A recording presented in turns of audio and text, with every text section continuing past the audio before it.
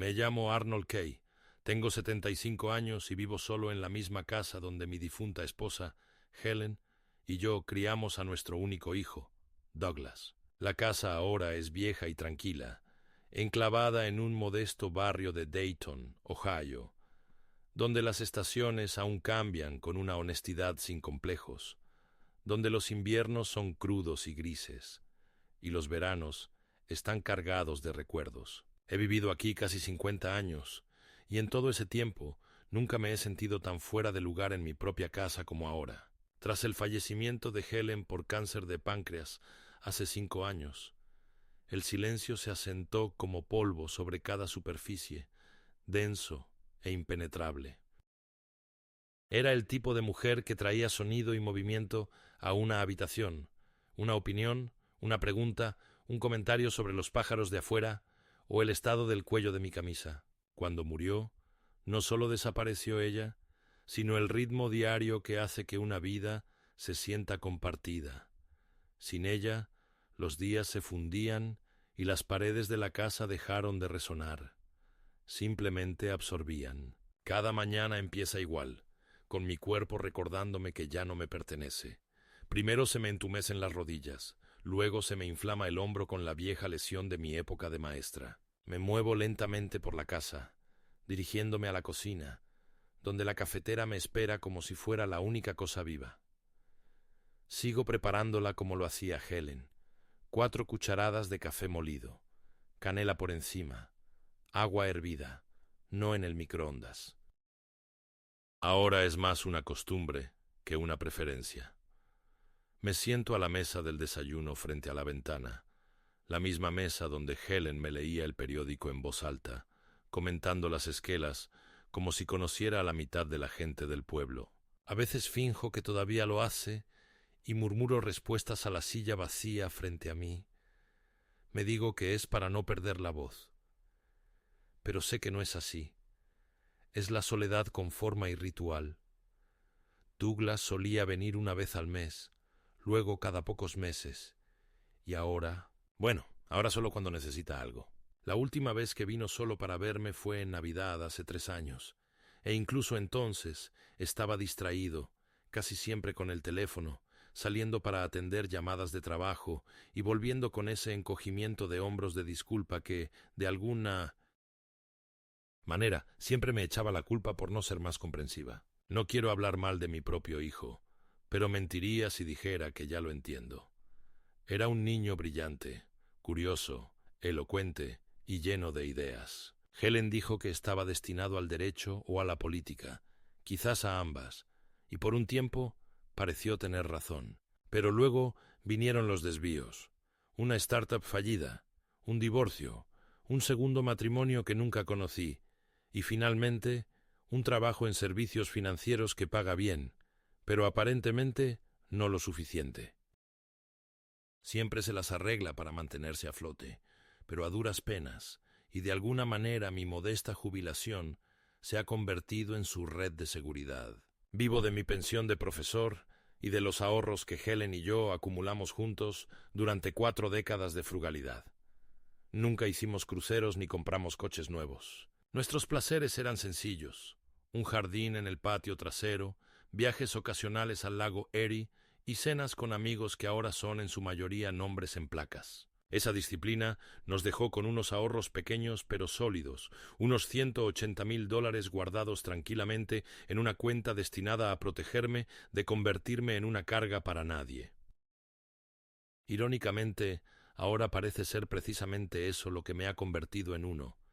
Nunca hice alarde de ello, nunca presumí, pero Douglas sabe que está ahí. Lo hablamos después de que Helen muriera, cuando actualicé mi testamento y añadí una directiva médica. Parecía comprensivo entonces, incluso respetuoso. Recuerdo que me dio una palmadita en el hombro y dijo: «Lo que necesites, papá. Mereces estar cómodo». No me di cuenta hasta mucho después de que, en su mente, la comodidad podría no incluir que yo tomara decisiones sobre mi propio dinero. Las primeras señales fueron sutiles. Preguntas hechas como bromas, indirectas en conversaciones casuales. «No querrás estar manejando todo ese papeleo a tu edad, ¿verdad? O, si alguna vez pasara algo, sería más fácil si lo manejara yo. Al principio, pensé que solo estaba preocupado, tal vez incluso preocupado a su manera cortante y distraída. Pero luego el tono cambió. Empezó a hablar de inversiones, ganancias, oportunidades que yo estaba perdiendo. Cuando me negaba, se quedaba callado, casi malhumorado, y cambiaba de tema.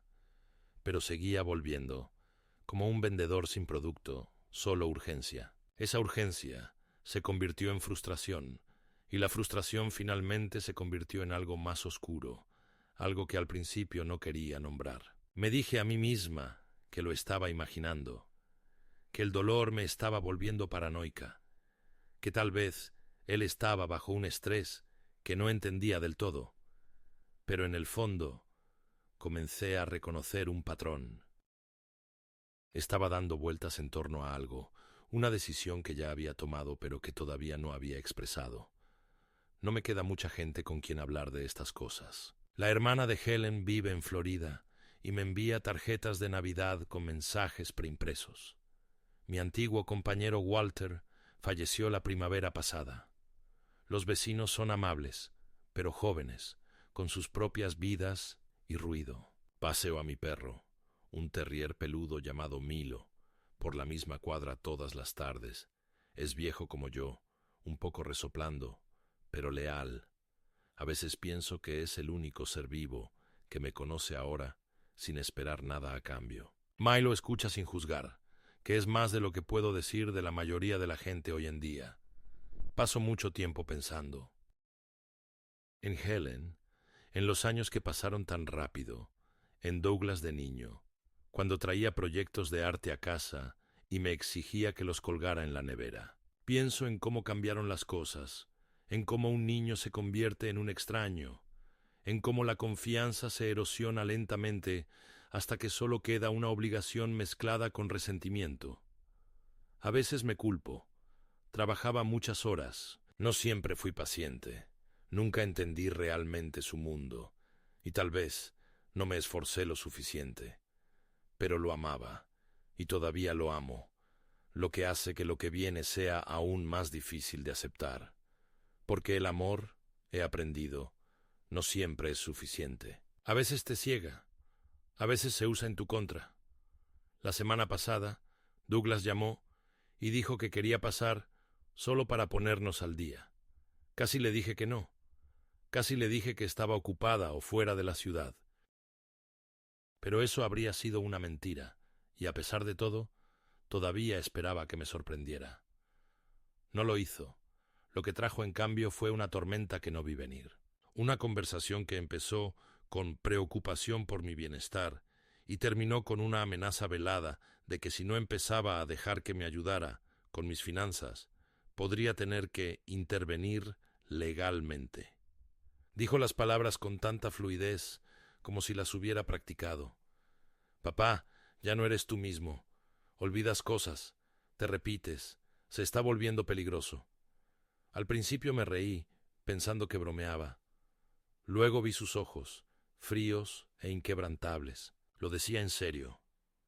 Estaba hablando de tutela, de evaluaciones psiquiátricas, de declararme incompetente. En ese momento, algo cambió en mí. El miedo fue inmediato y profundo, como caer a través de un suelo que creía sólido. Entonces me di cuenta de que ya no era solo una molestia para él, era un obstáculo, y los obstáculos, en el mundo de Douglas, se eliminan. Era martes por la tarde cuando Douglas apareció sin avisar. Acababa de acomodarme en mi silla con un ejemplar de la Biblioteca de Luz de Agosto, de Faulkner, un libro que ya había leído 2 veces, pero que aún me reconfortaba, cuando el sonido de neumáticos sobre la grava rompió el silencio del exterior. Milo ladró una vez y se dirigió a la puerta, con las orejas alerta más por costumbre que por verdadero entusiasmo. Abrí la puerta y encontré a mi hijo allí de pie, con una sonrisa exagerada y un vaso de café de papel en la mano. «Pensé en traerte tu favorito», dijo, como si ese simple gesto pudiera suavizar los meses de silencio. Acepté la taza sin decir palabra, aunque enseguida me di cuenta de que no era el tueste adecuado y supe que Douglas no lo recordaba, o simplemente le daba igual. Entró como si fuera el dueño del lugar, observando la familiar sala de estar con la misma expresión que usaba al entrar en el vestíbulo de un hotel, impersonal, buscando defectos, indiferente. Le ofrecí un asiento y charlamos lo de siempre. El tiempo, la nueva derrota de los Browns, el viaje de trabajo de su esposa Rachel a Atlanta. Asentí y respondí con todas las palabras adecuadas, pero había tensión en sus movimientos, un ritmo acelerado en su mirada. No estaba allí para bromas. Tras 10 minutos de este teatro cortés, se inclinó hacia adelante, apoyó los codos en las rodillas y dijo: «Papá, necesito hablarte de algo serio». Sentí que se me tensaba la espalda, como solía ocurrir cuando un estudiante me decía que me lo explicarían todo después de clase. «Adelante», dije, sabiendo exactamente a dónde quería llegar y esperando equivocarme. Respiró hondo, bajó la mirada al suelo y luego volvió a mirarme. «Me he metido en problemas financieros. Algunas inversiones no han salido bien. Tengo deudas. Muchas deudas. Y Rachel, bueno, no conoce el panorama completo. Estoy intentando arreglarlo antes de que se entere». Me quedé callado esperando. No era la primera vez que Douglas confesaba un fallo con un lenguaje cuidadosamente escogido. Nunca culpa suya, siempre algún error de cálculo externo. Continuó: «Necesito ayuda, necesito un préstamo, solo para volver al buen camino. Nada enorme. Pensaba en 100,000. Sé que lo tienes, papá. Sé que tú y mamá fueron cuidadosos». Lo dijo como si nuestra frugalidad siempre hubiera sido un inconveniente, un hábito de acaparamiento en lugar de supervivencia. Lo miré fijamente, intentando procesar la audacia de la petición. 100,000, repetí, no como una pregunta, sino como un reflejo de su absurdo. Se encogió de hombros, como si nada. «Te lo devolveré. En cuanto el mercado se recupere. Tengo un par de cosas en marcha. Esto es solo temporal». Quería creerle, incluso entonces. Quería creer que seguía siendo el chico que vendía limonada en verano y ahorraba cada centavo en una caja de puros etiquetada como «Fondo para la universidad». Pero ese chico hacía tiempo que había sido reemplazado por un hombre al que ya no entendía, alguien que veía la vida como una serie de ángulos y salidas. «No puedo hacer eso, Doc», dije con calma. «Ese dinero es para mi cuidado, para mi futuro, si alguna vez necesito asistencia o cuidados a domicilio. Tu madre y yo no lo ahorramos para que lo malgastaras en los juegos de azar». Su rostro permaneció inmóvil al principio, pero sus manos se curvaron ligeramente, con una leve contracción en la mandíbula. «Tienes 75 años, papá. Estás solo.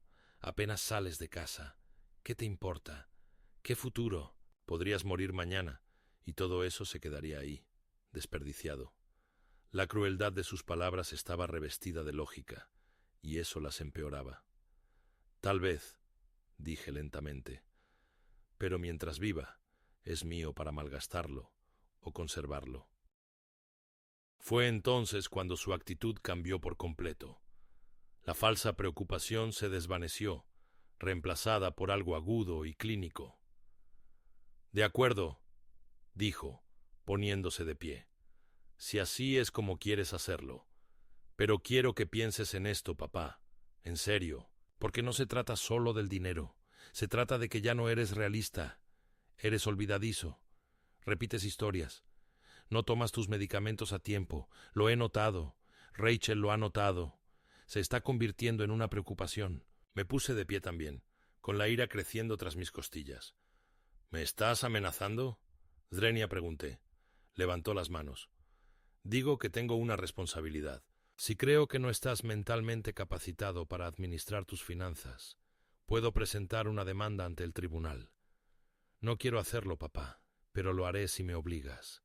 Estoy tratando de ayudarte». Fue una jugada tan limpia, manipulación disfrazada de compasión, coerción convertida en deber filial. Me sentí mareada, no de miedo, sino de traición. Mi propio hijo amenazaba con declararme incompetente si no le entregaba los ahorros de toda mi vida. «Fuera de aquí», dije en voz baja. Dudó un momento y asintió como si lo hubiera esperado. «De acuerdo», repitió, caminando hacia la puerta. «Pero piensa en lo que te dije. Volveré la semana que viene. Quizás para entonces ya hayas entrado en razón». La puerta se cerró tras él, y durante un largo instante no pude moverme.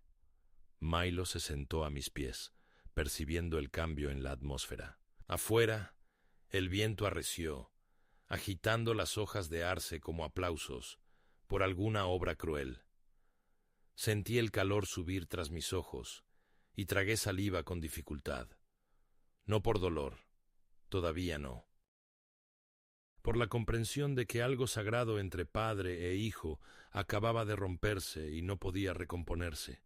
La amenaza era real, y ahora tenía que decidir si luchaba o me rendía. Los días posteriores a la visita de Douglas se sintieron diferentes, no solo en el ambiente, sino en la esencia, como si el aire de la casa hubiera cambiado, se hubiera vuelto más denso, más pesado con algo no dicho. Intenté retomar mis rutinas como si nada hubiera pasado, despertarme temprano, pasear a Milo, leer en el porche cuando el sol lo permitía y escribir pequeñas reflexiones en el diario que Helen me regaló por nuestro 40 aniversario. Pero la amenaza que Douglas dejó atrás no era algo que pudiera archivar como un libro terminado, ni ignorar como un grifo que gotea. Me acompañaba a cada hora, una silenciosa malignidad justo debajo de la superficie de mis pensamientos.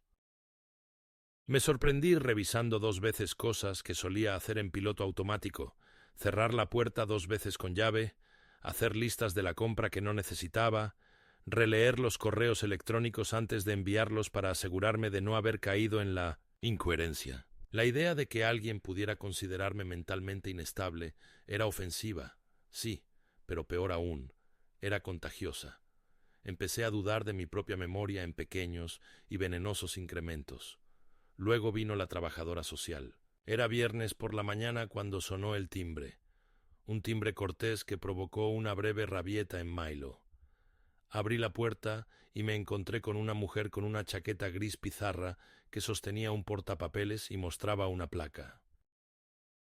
Se llamaba Claire algo, y se presentó como representante de los servicios de protección de adultos.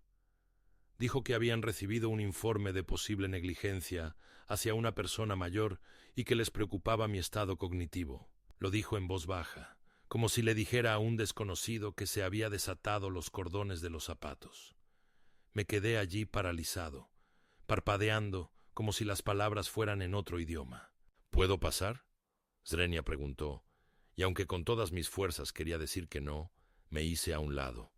Caminó lentamente por la sala, recorriéndolo todo con la mirada, las fotos en la repisa de la chimenea, la pila de correos sin abrir, la alfombra desgastada que Helen insistía en que cambiáramos cada pocos años. Nos sentamos a la mesa del comedor y ella empezó a hacer preguntas. ¿Administraba mis finanzas? ¿Había estado hospitalizada recientemente? ¿Se me había olvidado apagar la estufa? ¿Me sentía segura? ¿Tenía a alguien que me revisara regularmente? Respondía todo con sinceridad, pero con creciente indignación. En un momento pregunté, «¿Se trata de mi hijo, Zrenia?» Y ella me ofreció esa sonrisa burocrática ensayada que lo confirma todo sin admitir nada. Tomó notas mientras yo hablaba, asintiendo suavemente, sin mirarme a los ojos. Después de unos 30 minutos, se levantó y me agradeció mi cooperación. «Presentaremos un informe», dijo, «y, si es necesario, podríamos hacer una evaluación médica». Le pregunté directamente, ¿es opcional? ¿Component placement? Y dudó un instante antes de responder. En algunos casos, sí. Cuando se fue, vi su coche salir de la entrada y me senté en la cocina sintiéndome como un hombre al que acababan de acusar de un delito que aún no había cometido. Fue entonces cuando comprendí algo crucial. Douglas no iba de farol. Él había dado el primer paso. Había presentado un informe formal. La máquina estaba en marcha, y no estaba seguro de cuánto tiempo me quedaba antes de que empezara a destrozarme la vida. Durante los días siguientes empecé a notar cosas fuera de lugar. El cajón de mi escritorio, normalmente cerrado con llave, estaba entreabierto una mañana. Habían movido una carpeta de mi mesita de noche. Al principio, supuse que simplemente lo había olvidado, pero después del tercer incidente, empecé a sospechar algo completamente distinto. Cambié las cerraduras. Empecé a dormir con un bate de béisbol junto a la cama, no porque temiera por mi seguridad, sino porque la línea entre una amenaza imaginaria y una intrusión real se había desdibujado. Milo empezó a ladrar a la ventana con más frecuencia por la noche. A veces creía ver un coche parado en la esquina de mi calle más tiempo del necesario. Paranoia, quizás. Pero claro, ¿qué es la paranoia sino la reacción racional a ser perseguido lentamente? Contacté con un abogado llamado Peter Holbrook, un hombre al que había dado clases en el instituto hacía décadas y que ahora tenía un modesto bufete en la ciudad. Nos reunimos en su despacho, lleno de polvorientos volúmenes legales y muebles desparejados, y le conté todo, desde las amenazas veladas de Douglas hasta la visita de la trabajadora social. Me escuchó sin interrumpir, golpeándose la rodilla con un lápiz. Cuando terminé, se recostó y dijo: «El problema no es demostrar que eres competente. El problema es demostrar que alguien más intenta demostrar que no lo eres. Si Douglas está buscando la tutela legal, debemos ser proactivos». Me ayudó a redactar un testamento vital, actualizó mi poder notarial para no nombrar a nadie y presentamos una declaración de intenciones en la que declaraba mi deseo de mantener mi autonomía a menos que dos profesionales médicos independientes concluyeran lo contrario. No era una fortaleza, pero era un comienzo. Peter también me aconsejó que lo documentara todo: llamadas telefónicas, visitas, sucesos extraños, así que empecé a llevar un registro. Me pareció surrealista, como si me estuviera preparando para el juicio de una novela negra en la que no había aceptado participar.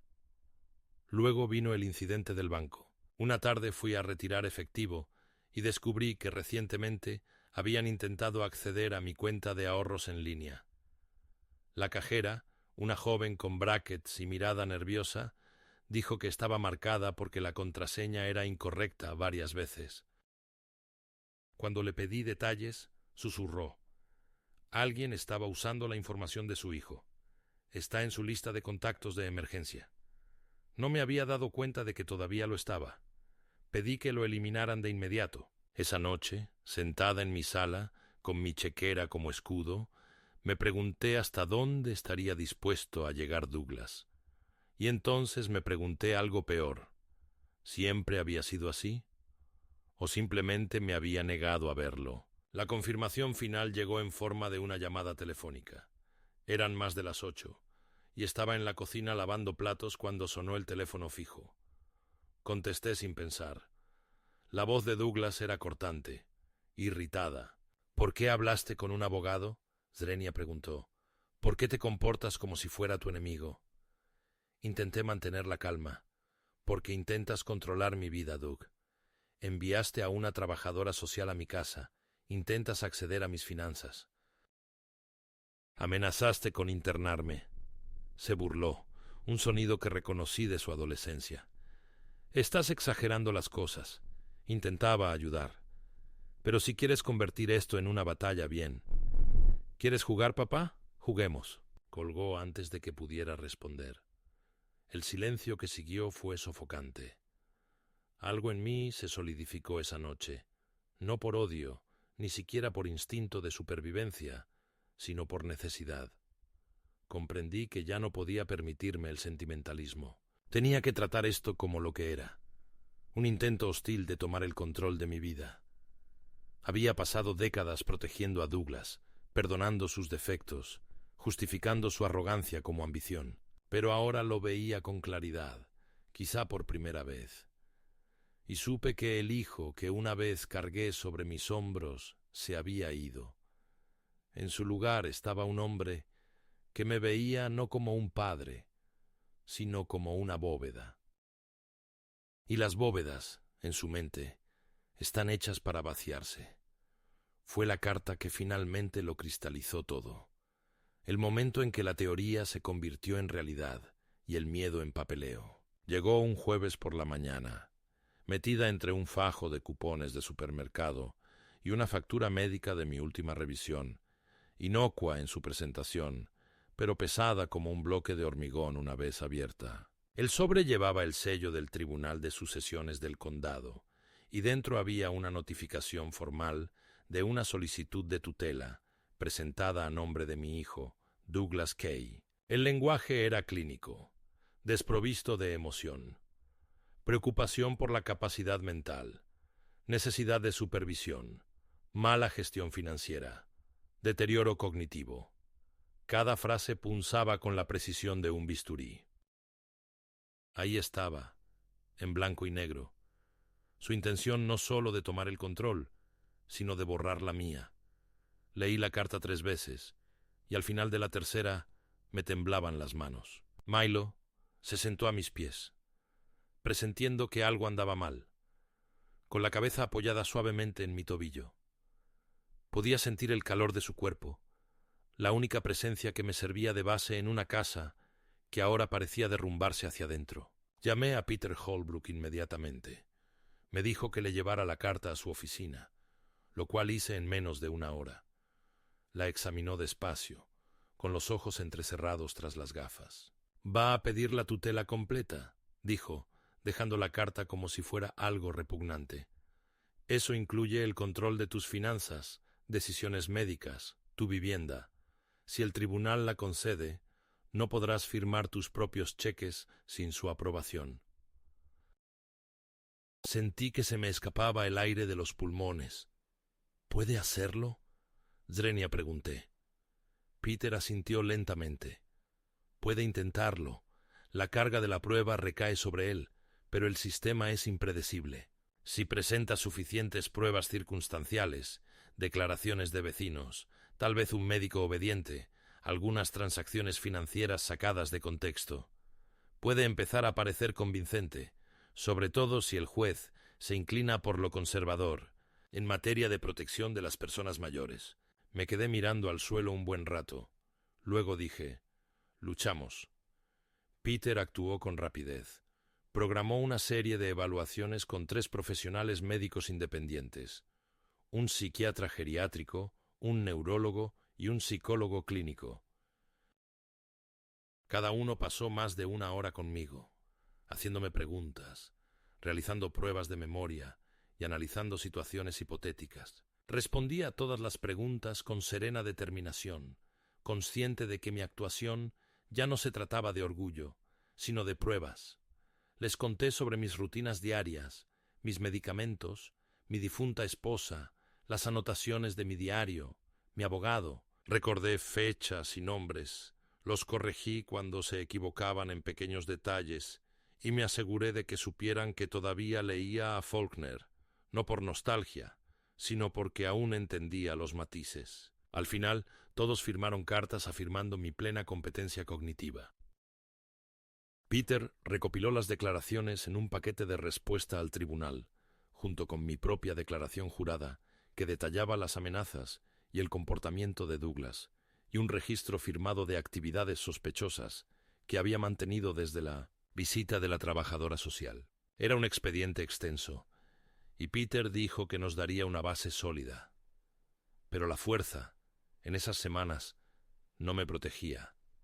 Era como una barandilla delgada en un puente ventoso, algo a lo que aferrarme mientras el vendaval aullaba a mi alrededor. Me volví hipervigilante, revisando el buzón varias veces al día, revisando mis cuentas bancarias cada mañana, cerrando y abriendo la puerta repetidamente, como si eso pudiera impedir la entrada del futuro. Empecé a sacar a Milo a pasear más tiempo, no solo por él, sino porque estar en público me hacía sentir más segura, como un hombre aún visible, aún real, aún presente. Un día, en el supermercado, me encontré con una exalumna, ahora enfermera. Me preguntó cómo estaba, y casi me desmorono delante de las latas. No le dije la verdad, pero creo que lo vio de todos modos. Una semana antes de la cita en el juzgado, recibí otro mensaje, esta vez del propio Douglas. Dejó un mensaje de voz, con una voz inusualmente tranquila, incluso cálida. Papá, creo que ambos hemos dicho cosas que no queríamos decir. Exageré. Quizás podamos hablar antes de que esto empeore. Sabes que me importas. Solo quiero lo mejor. Vamos a cenar. Solo tú y yo. Sin abogados. Solo hablemos. Borré el mensaje y no le devolví la llamada. No había más margen para conversaciones. Había dejado claras sus intenciones, y su tono no era de reconciliación, sino de control de daños. Peter insistió en que mantuviera la compostura durante la audiencia, y lo intenté, aunque el corazón me latía con fuerza al entrar en la sala. Douglas estaba sentado al otro lado con su abogado, un hombre más joven, con un traje caro que evitaba mi mirada. Douglas parecía cansado, pero satisfecho, como si creyera que ya había ganado. La jueza, una mujer de unos 60 años, leyó los documentos en silencio durante varios minutos antes de pedirme que hablara. Conté mi historia con voz firme, con cuidado de no dejarme abrumar por la emoción. Le presenté mi diario, las cartas de los médicos, mi certificado de buena salud mental, la amenaza que Douglas me había hecho en mi sala y la visita de la trabajadora social.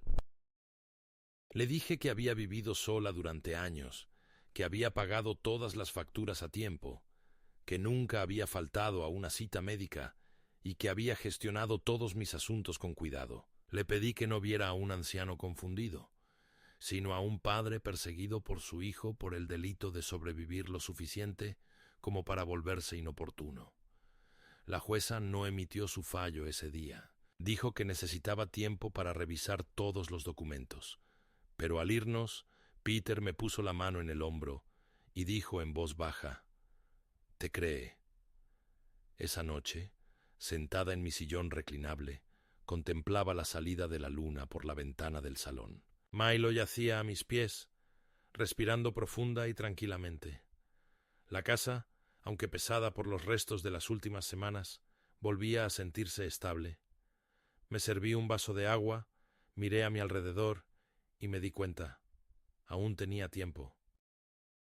Y el tiempo, cuando sabes lo rápido que puede esfumarse, es la moneda más valiosa que existe. El fallo llegó por correo 2 semanas después, en un sobre igual a cualquier otro, blanco, doblado, anónimo.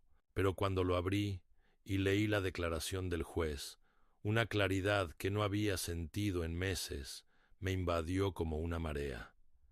El tribunal denegó la petición de tutela de Douglas por falta de pruebas y confirmó que yo conservaba plena autonomía legal y mental. El lenguaje era preciso y sin emotividad, pero bajo su peso formal pude sentir el cambio radical. No solo fui reivindicada, fui vista. Aún así, incluso mientras el alivio se instalaba, algo más oscuro acechaba tras él.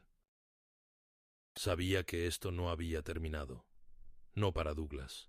No para alguien que ya había cruzado la línea moral de delatar a su propio padre por dinero. Había herido su orgullo, expuesto sus intenciones, avergonzado en un tribunal. Un hombre así no se retracta, se recalibra. Y lo hizo más rápido de lo que imaginaba.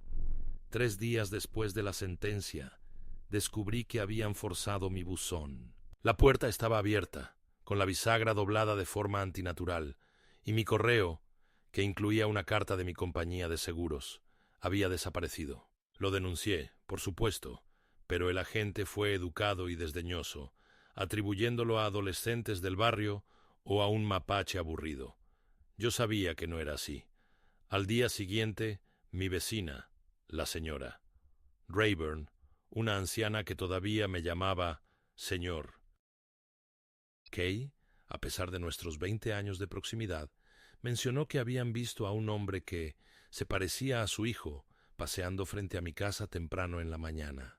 Revisé mi cámara exterior, pero la grabación estuvo misteriosamente en blanco desde la medianoche hasta las 6 de la mañana, borrada o desactivada. No había compartido el acceso con nadie, ni siquiera con Peter. Esa misma noche encontré el contenedor de comida para perros de Milo abierto, con la tapa suelta, y pensé directamente en envenenamiento. Llevé a Milo al veterinario a la mañana siguiente, temblando todo el tiempo, aunque el veterinario me aseguró que no pasaba nada. ¿Paranoia? Quizás. Pero cuando ya te han traicionado una vez, la duda se convierte en la única reacción razonable a todo. Unos días después, empecé a recibir llamadas de números que no reconocía. Agentes de seguros que me preguntaban si estaba interesado en una cobertura alternativa, bancos que confirmaban nuevas solicitudes, farmacias que nunca había usado, que llamaban para renovar recetas. Empecé a sospechar un robo de identidad, y Peter confirmó el miedo. Alguien estaba usando fragmentos de mis datos personales, fecha de nacimiento, número de la seguridad social, incluso mi identificación de Medicare, para abrir cuentas falsas. Congelamos mi crédito, notificamos a las 3 agencias, presentamos una declaración jurada de robo de identidad e incluso instalamos una alerta de fraude. Peter dijo que este nivel de coordinación requería acceso a documentos. Fue entonces cuando lo comprendí. Hace un año, durante una breve estancia en el hospital por una hernia, Douglas se había ofrecido a ayudarme a organizar mi archivador. En ese momento estaba aturdido y recuperándome. Dejé que se encargara. Debió de escanearlo o fotografiarlo todo. Todos los números que necesitaba para hacerse pasar por mí probablemente estaban almacenados en una memoria USB en su portátil o respaldados en su teléfono. Peter me instó a ir más allá, a revocar la herencia de Douglas en mi testamento, a cortar cualquier conexión financiera restante y a mover cuentas si era necesario. Lo hice todo. Nombré un fideicomiso en lugar de personas físicas. Eliminé a Douglas como contacto de emergencia de todas las instituciones y establecí una doble autenticación para todo, desde transferencias bancarias hasta recogidas en farmacias. También hice una llamada más a alguien con quien no había hablado en casi 15 años, mi sobrino Aaron. Es un expolicía que ahora trabaja en seguridad privada. Vino a casa 2 días después, alto, de mandíbula cuadrada y más serio de lo que recordaba. Se lo conté todo. No pareció sorprendido. Estamos viendo cada vez más casos de esto, dijo. Hijos adultos que intentan forzar la tutela, desangran a sus padres antes de que se vayan. Es abuso, tío Arnold, abuso financiero, y es difícil de procesar porque se esconde tras el amor.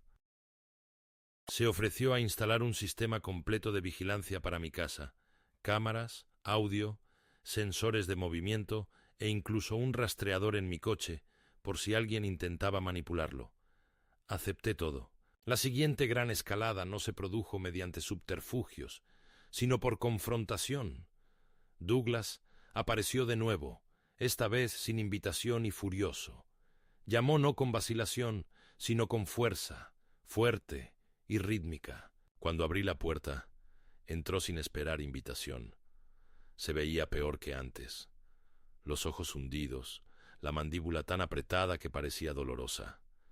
«De verdad lo hiciste», dijo, paseándose como un animal enjaulado. «Me humillaste en el juicio, papá. ¿Crees que esto es una especie de juego?» Mantuve la calma. Intenté poner distancia entre nosotros.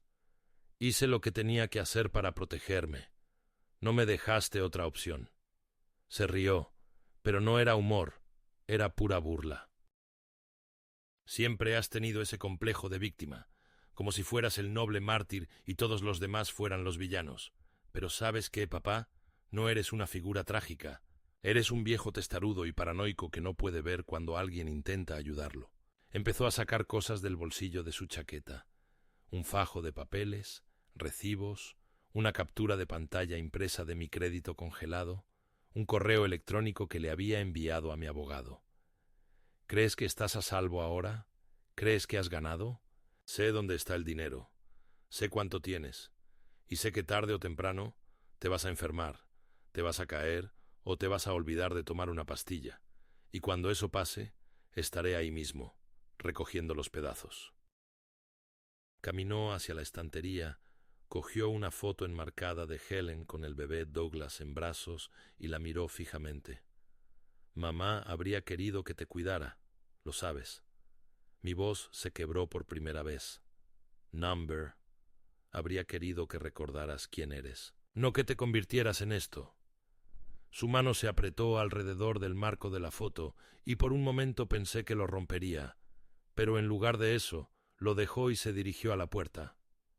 Nos vemos pronto, dijo, de una forma u otra. Esa noche, Milo ladró durante casi 10 minutos seguidos en la puerta trasera.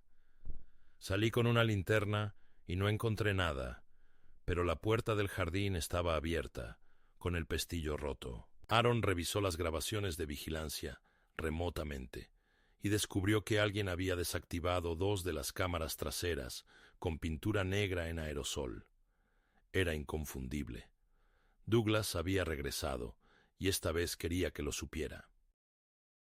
Denuncié el incidente a la policía, pero, una vez más, poco podían hacer sin pruebas directas o confrontación. Supe entonces que la única salida no era solo la defensa, sino el ataque. Me reuní con Peter y Aaron a la mañana siguiente y les dije que quería presentar una orden de alejamiento, cambiar las cerraduras de nuevo y comenzar el proceso de gravamen legal sobre mi propiedad, impidiendo cualquier transferencia no autorizada de la titularidad. También quería revisar el poder notarial original que Helen y yo firmamos años atrás, solo para asegurarme de que Douglas no figurara en algún rincón polvoriento del purgatorio legal. Peter confirmó que no, pero actualizamos todo de todos modos. Entonces llegó la gota que colmó el vaso. Una semana después, recibí un correo electrónico de una entidad financiera que no reconocía, agradeciéndome mi interés en solicitar una hipoteca inversa. Dijeron que la solicitud se había enviado en línea con mi nombre y dirección. Yo no había hecho nada parecido. Reenvié el correo a Peter, quien lo rastreó hasta una dirección IP vinculada a un espacio de coworking en la misma ciudad donde vivía Douglas. Intentaba pedir un préstamo con mi casa como garantía, mi último vestigio de estabilidad. Después de eso, me quedé sentado en mi sala un buen rato, sin miedo ni pánico, sino con un dolor silencioso y latente. Ya no se trataba de malentendidos, ni siquiera de privilegios. Era una guerra. Peter presentó una denuncia formal por fraude y comencé el proceso de transferir mi casa a un fideicomiso, protegiéndola de cualquier reclamación externa. Creé un fideicomiso revocable en vida con instrucciones explícitas de que ningún descendiente mío tendría derecho a ningún activo a menos que se le nombrara directamente, y ninguno lo fue. Le di a Aaron poder de administración y dejé una carta en el archivo del fideicomiso, dirigida a Douglas, no porque esperara que la leyera, sino porque necesitaba que la escribiera. Le dije que el niño que crié, el niño que una vez lloró cuando murió su pez dorado, se había ido, y que el hombre en el que se convirtió me había enseñado algo que nunca quise aprender, que la sangre no siempre es más espesa que la codicia.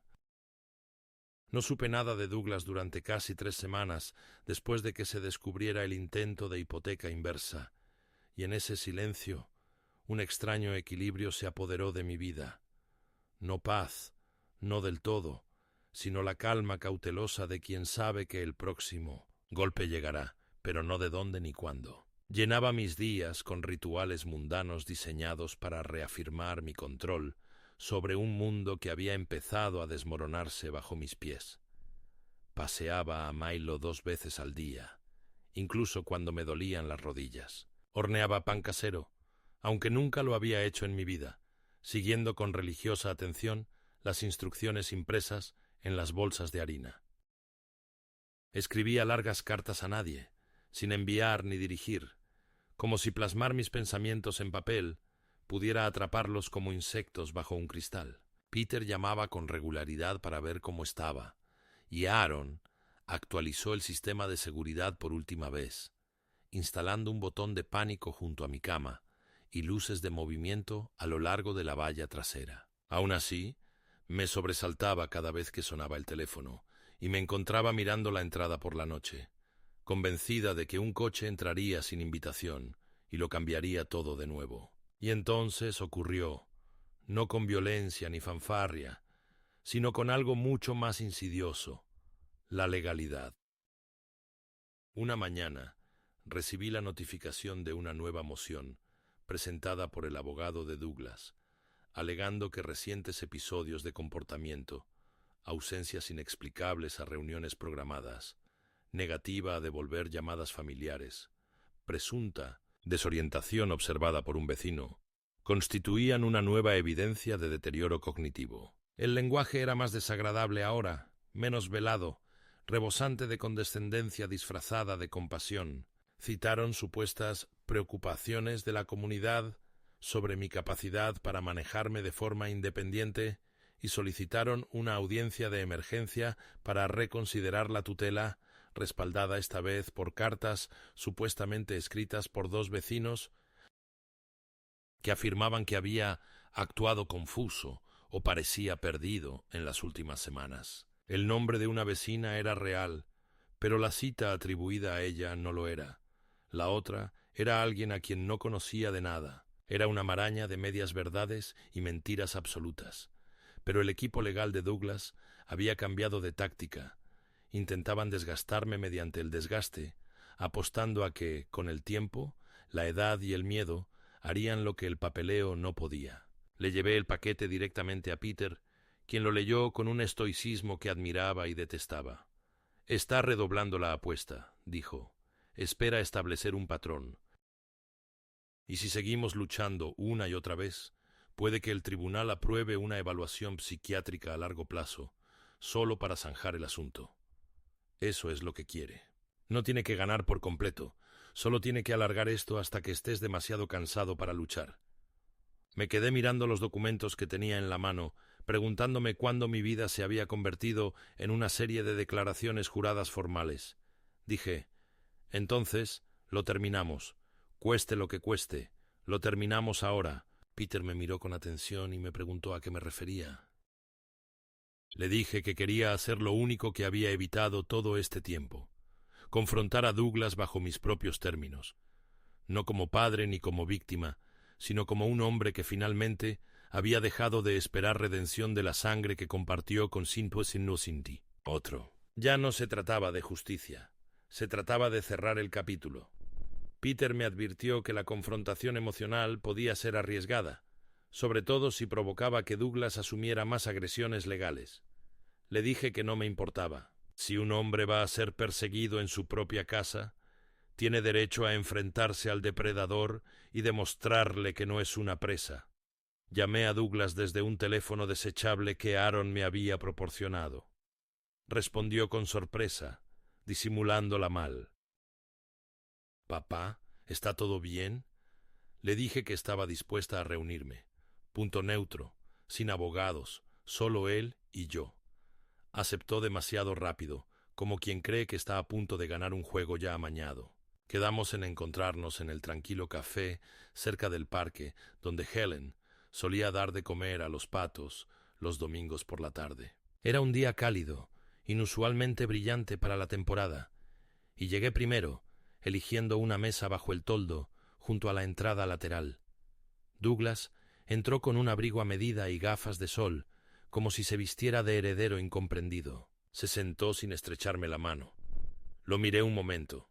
Solo miré, y me di cuenta de lo desconocido que se había vuelto su rostro. Más pálido de lo que recordaba, más delgado, su mirada inquieta, incapaz de quietud. Empezó primero. «Aprecio que te hayas puesto en contacto. Esto ha ido demasiado lejos. Creo que ambos dijimos cosas por enfado».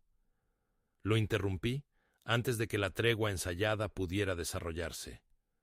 «No estoy aquí para reconciliarnos. Estoy aquí para decirte que esto se acabó. No tendrás mi dinero. No tendrás el control. No podrás reescribir quién soy ante los ojos de un tribunal, el público o tu conciencia. Sonrió con suficiencia y dijo: siempre te encantaron tus monólogos. Me incliné hacia adelante. Escúchame, Douglas. Lo he documentado todo. He cerrado todas las cuentas. He movido todos los activos. Tengo declaraciones de especialistas y he cedido el poder administrativo a alguien que te sepultará en contramedidas legales por el resto de tu vida si tan solo respiras hacia otra moción. Estás acabado. Se removió incómodo. Luego intentó una última jugada. ¿Crees que encerrarlo todo te da seguridad? Solo te aísla. Solo. Morirás en un apartamento sin nadie que te entierre. Dije: mejor eso que morir bajo el mismo techo que alguien que a eso llama amor. Se levantó bruscamente, tirando la silla hacia atrás. La gente se giró para mirar. Se inclinó y siseó: te voy a arruinar. Lo miré directamente a los ojos. Ya lo hiciste. Solo que no te diste cuenta de que tenía la fuerza para reconstruir después de que te fueras. Se fue sin decir una palabra más. El silencio que dejó atrás no fue vacío, fue liberador. Me quedé en la cafetería mucho después de que se fuera, tomando un café que hacía tiempo que se había enfriado, viendo cómo la luz se transformaba en la cera. Pensé en Helen y en cómo podría haber manejado todo esto con más gracia, con más suavidad. Pero también pensé que tal vez, solo tal vez, se habría sentido orgullosa de que hubiera puesto un límite y lo hubiera defendido. Ha pasado poco más de un año desde aquel último encuentro en el café, y aunque la guerra que mi hijo me libró terminó sin firma ni disparo, las secuelas aún resuenan bajo mi piel como un recuerdo que no puedo borrar del todo. No ha habido más cartas, ni peticiones, ni llamadas de abogados, ni falsos agentes de seguros, ni coches oscuros parados al final de mi entrada. No sé si Douglas finalmente aceptó la derrota o simplemente desvió su hambre a otra parte. No pregunto, no busco. He borrado todo rastro de él de mis documentos, de mi casa, de mi vida digital. El único lugar donde permanece es en un cajón cerrado con llave en el piso de arriba, en una caja que contiene viejas fotografías que ya no miro. A veces pienso que debería quemarlas. A veces pienso que el acto de conservarlas, intactas y ocultas, es en sí mismo una forma de justicia. Después de todo, sigo viviendo en la misma casa, aunque ya no parece una casa que guarde ecos. Ahora se siente como un refugio, un lugar donde el silencio significa paz y la soledad no es algo que temer. Milo sigue conmigo, aunque más lento que antes. Ahora caminamos más temprano y recorremos distancias más cortas. A veces cojea y lo cargo cuando es necesario. Sigue ladrando a los pájaros y a los niños pequeños con la misma indignación, como advirtiendo al mundo que nada se le escapará sin previo aviso. Envidio su sencillez. Hay algo sagrado en la confianza de un perro, incluso después de que la traición haya tocado su correa. He empezado a hacer voluntariado una vez a la semana en la biblioteca local, leyéndoles en voz alta a niños cuyos padres no pueden recogerlos hasta tarde. Al principio no saben mi nombre, pero me escuchan. Traigo libros de mi propia estantería, libros de bolsillo desgastados con pasajes subrayados y manchas de café, y les dejo elegir las historias. Siempre eligen los que tienen dragones. Creo que les gusta la idea de que algo peligroso se dome con valentía. Ahora lo entiendo de una forma que nunca antes había hecho. También doy charlas ocasionalmente en un centro para personas mayores sobre autoprotección financiera y autonomía legal. Nada dramático, solo consejos discretos. Les digo que pongan sus papeles en orden, que anoten todas las contraseñas, que cierren sus buzones con llave y confíen en su instinto. No doy nombres, no les cuento toda la historia. Pero cuando me preguntan por qué soy tan específica con las cláusulas de tutela y la revocación de poderes notariales, simplemente sonrío y digo: experiencia. A veces, tarde por la noche, me siento junto a la tumba de Helen con Milo a mi lado, y le hablo como solía hacerlo cuando falleció. Ahora se lo cuento todo. Cada giro, cada traición, cada documento archivado y portazo. Le pregunto si lo habría perdonado. Le pregunto si hice lo correcto. Nunca responde, por supuesto, pero el viento sopla de manera diferente entre los árboles cuando me detengo, y eso me basta para seguir preguntando. La verdad es que todavía amo la versión de Douglas que existía antes de que el derecho se apoderara de todo, antes de que midiera el afecto por lo que podía retirar. Pero el amor, he aprendido, no siempre le da a alguien el derecho a un lugar en tu vida. No siempre es un puente, a veces es una frontera, y a veces lo más amoroso que puedes hacer, por ti mismo, por ellos, es imponerlo. Mi casa está más tranquila ahora, sí, pero no estoy sola como temía. He recuperado algo que ni siquiera sabía que me habían robado con el tiempo: el derecho a vivir sin mendigar. Me preparo la comida, pago mis facturas, escribo mi propio final. Nadie me cuida, nadie espera mi fracaso. He reconstruido una vida, no la misma que tuve con Helen, ni siquiera la que pensé que tendría al retirarme con mis nietos y visitas los domingos, pero una vida real, al fin y al cabo, una vida ganada, una vida defendida, y al final creo que eso es lo más cercano a la paz que un hombre como yo puede esperar.